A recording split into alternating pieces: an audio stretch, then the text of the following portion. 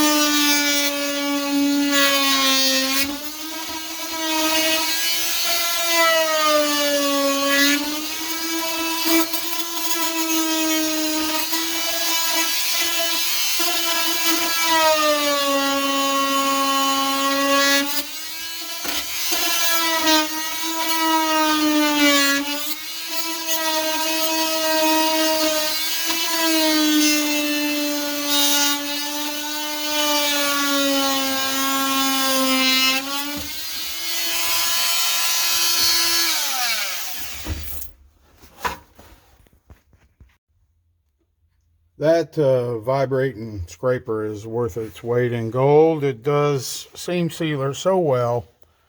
Got the vast majority of it off. Now, I did have another rust area open up right here.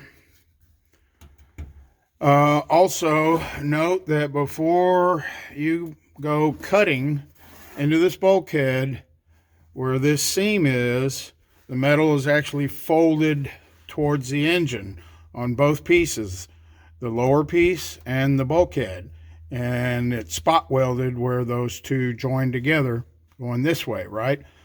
In that little shelf made by that joint is where your engine harness lays. So don't jump in there with a body saw without getting that engine harness out of the way, or you'll be cutting your wires all up. Okay, so now I'm going to follow up with my wire brush and clean up as much as I can.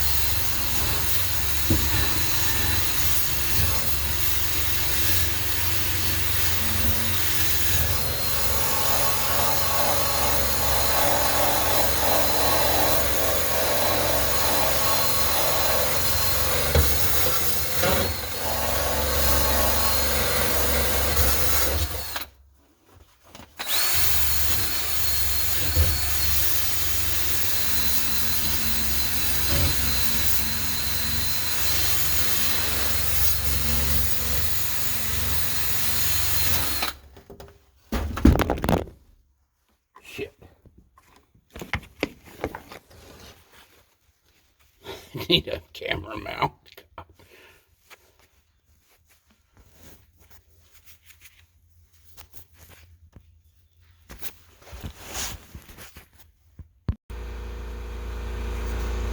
So it cleaned up pretty good. The lower area where there was absent of paint completely. However, where it looked super rusty, it was just surface rust. We had some perforations down at the bottom. I don't think I'm going to address those at this time, because remember, you still have an inner firewall. Let me see how I feel about that after I metal prep, because I'm going to metal prep this whole area. Also note, there was another rust hole that opened here. I think this is has to do with the backrest. All of this can be contributed to by the fact that when your seal goes out on your rear window, water enters through there.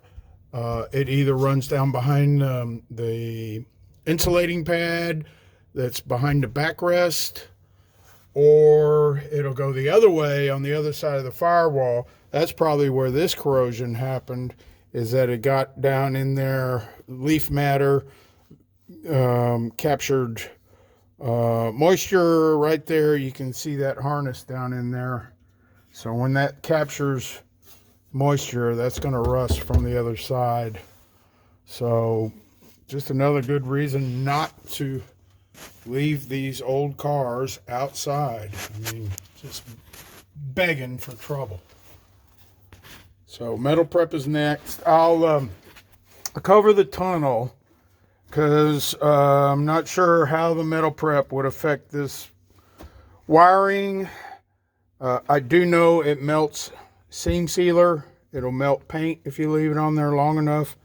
I'm not sure about rubber and plastic though. Well, I know it doesn't melt plastic because I use plastic on my floor, garage floor, to protect it, and it just pools right on top of it. It doesn't even affect it.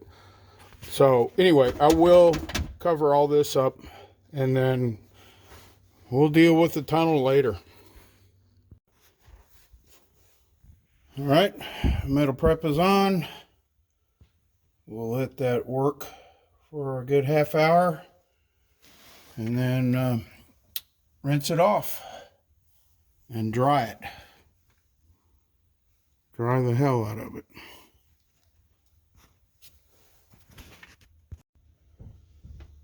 All right, so the metal prep cured up nicely.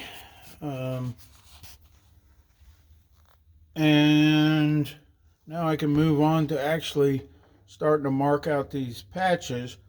What I did want to show is how this bulkhead mates up with the outer lower firewall. So let me take the camera up into the engine compartment and can see right down here is a good place to look. So the bulkhead goes down and makes a sharp bend and then forms like a tray. And that tray is where the wiring harness lays. It's secured with like those tabs, which are, there's one there. It's just a tab of metal with a piece of rubber on it and you just bend it over like a tie. So if for some crazy reason you were going to try to change out that whole bulkhead, and I don't even know that Restoration Design sells that piece. That's a major operation. I was just looking at this piece here below the window is actually a separate piece. And I would think that is to strengthen the top of the bulkhead and probably helps form the channel that the window is sitting in. So that's two pieces of metal there. I don't know that I've actually seen that corrode. However, on the first 914 I got, that tray that we were just looking at was severely corroded, and I basically eliminated it, and I think I just used anchors and wire ties to secure the wiring harness because it was so far gone. On this car it looks a lot better. So going back to our repair, there's the back side of that one hole. It's kind of like behind the passenger seat, and you can see a couple of perforations there from that rust spot that's in the middle of the seats. And then of course we have our two corner spots, this being the passenger side. So I think what I'm going to do is mark out the easy ones first, and do them, because these corners are going to be a little tricky to bend that metal to conform the outer lower firewall. It actually, I'm pretty sure it bends, so where it comes up on the back side, it bends and then mates up with that tray. Now, I don't know that I'm going to go to all that trouble to say when I cut this piece here to bend that where it actually goes under and mates up. I just don't see a pressing need to do that. Likewise, for this patch, I'm not going to recreate the tray on the backside, do the severe bend and all that stuff. It's just not really necessary. So, for example, when I start this with this one, I'm just going to make a rectangle out of it, and then I'll clean up all that seam sealer and just basically weld a patch and do a seam weld right along there, and then butt welds all around here. The one up in the middle, just butt welds.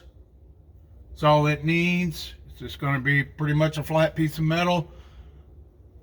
Now that I look at it, I'm wondering if those rust holes aren't associated with them kind of fastener for the backrest or what have you. There are a series of holes that secure because you got 2 layers on here. You've got the insulating layer and then like a backrest that's padded. So I know this one up here is missing one of these little plastic rubber, well, it's more like hard plastic grommets that I think like a trim screw goes into. So that may be the case up in this rusty spot. Those holes look pretty symmetrical. However, I'm just going to go ahead and put a flat piece of metal in there, sheet metal, and then when it comes time to put the interior back in, if I have to drill some holes, that's not a problem. And then, of course, we have this perforation here, and that's going to be super easy. So that's down below that tray, up above here. So that's just going to be a rectangular piece of sheet metal. So I think where I'm going to start are the 3 easy ones, basically. This one, and then the one up in the middle.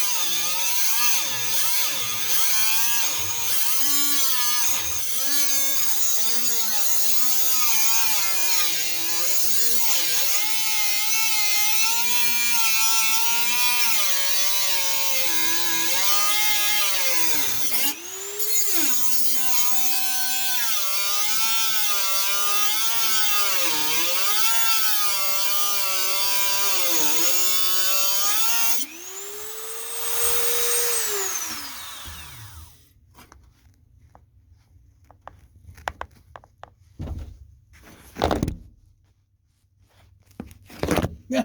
God damn it. All right. Holes are cut. Now we start welding.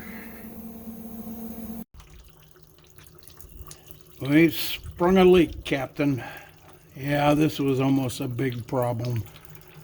I was welding, and although I didn't think I was that close to those fuel lines, in fact, it was up there, it sparked off a little bit of a fire. Fortunately, I had the fire extinguisher handy, and I got it out. But I guess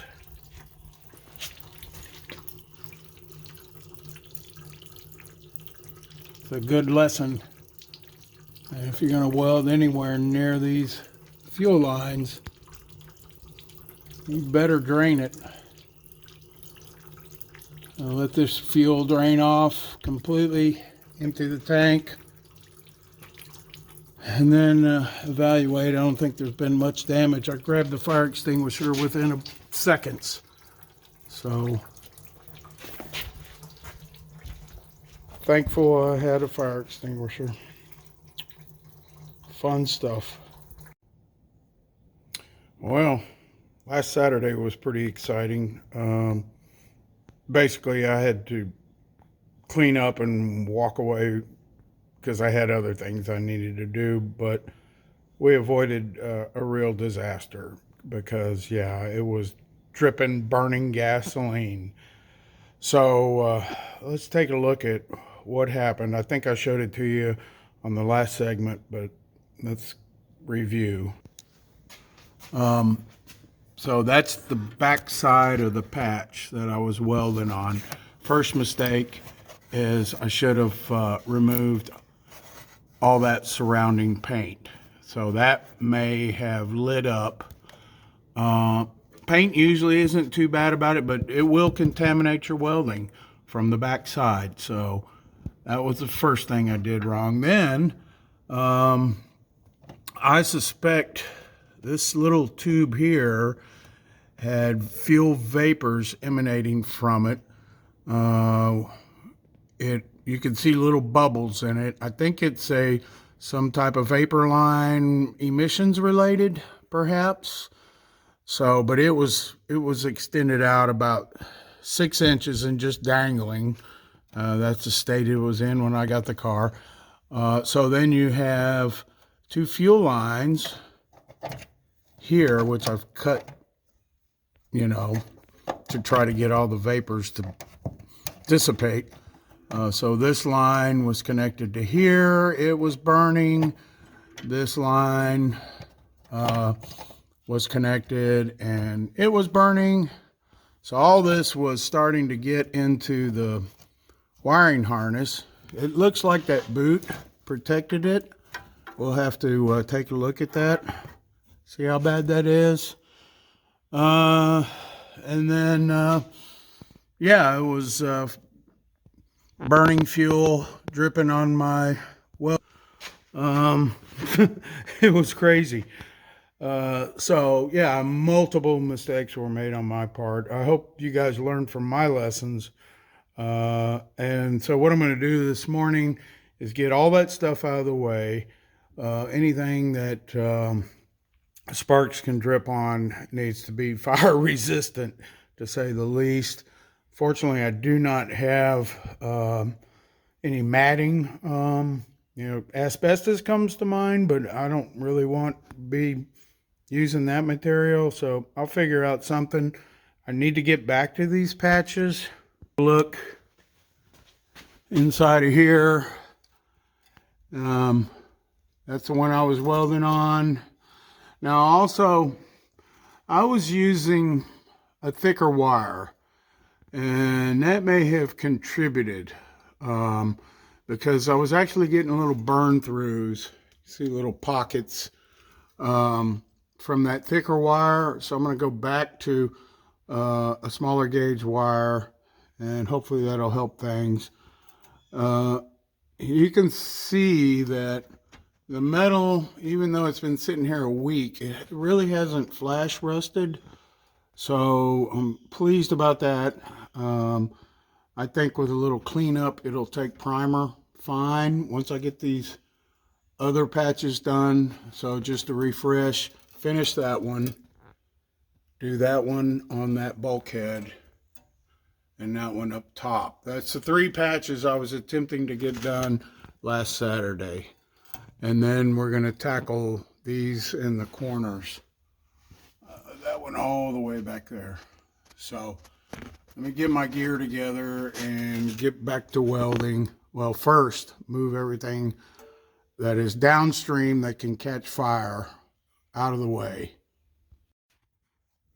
So I cleared out everything that the sparks coming off the backside of the weld could potentially light up. Put like this shielding up over the wiring harness, because there's no way to move that. Capped off the fuel lines, in case there was any vapors. But still, when I got to welding inside of the tunnel, it started to light up. I was fortunate that I was able to blow it out with my air nozzle. So don't know if that was wiring harness that was lighting up or those fuel hoses. I mean, I think the only way to be confident that I'm not going to burn down my garage, first thing I need to do is just open that tunnel up, remove this floor pan off the bottom. That way I can at least see where the sparks are going. I mean, if I had a nice welding mat, could wrap the whole tunnel, but I'm not even confident that's going to do it. So I'd rather have eyes on it where I can get to it quickly and blow it out, or spray water on it or something, because expending a fire extinguisher, I mean, if you got to do it, you got to do it. And I do have a fresh fire extinguisher, but That's just the only thing. I mean, that's got to come off anyway, because we got that whole floor pan going on there. So I'm going to go ahead and drill those spot welds out on that and start peeling it off. And that way I can keep an eye on things. I think right now I'm just get rid of those fuel lines. They're dangerous. They're probably leaking. So might as well get them gone. It's just sort of frustrating. So the tunnel is spot welded probably from underneath at the factory, because they're really hard to see from the top side, just little dimples. And then note that where it flares out, there's 3 seam welds. So I'm just going to grind those off. And then once I do that and cut carefully along the bottom here, I should be able to start peeling it off. So back there, where there was seam welds on like the flare part of the, there were spot welds in addition. And I got to thinking about that. Why the hell did Porsche do that? That's a lot of weld to cut through and grind off and all that stuff. I was able to salvage much of the bottom layer of the tunnel, where it's what I'll need to weld in the pan.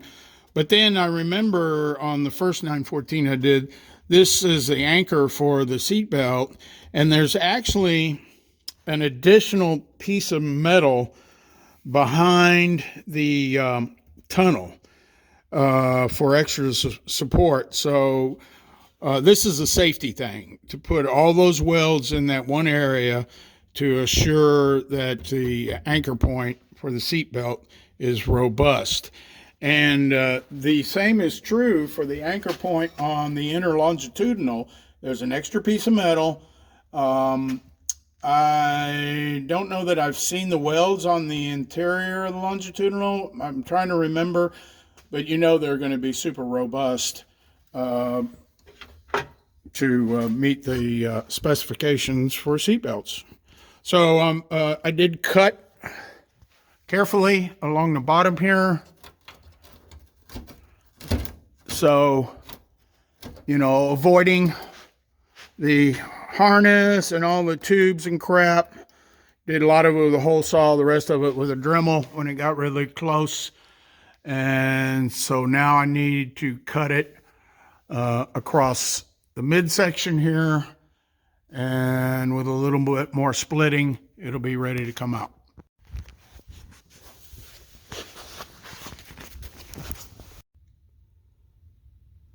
So I finally got these 3 patches done.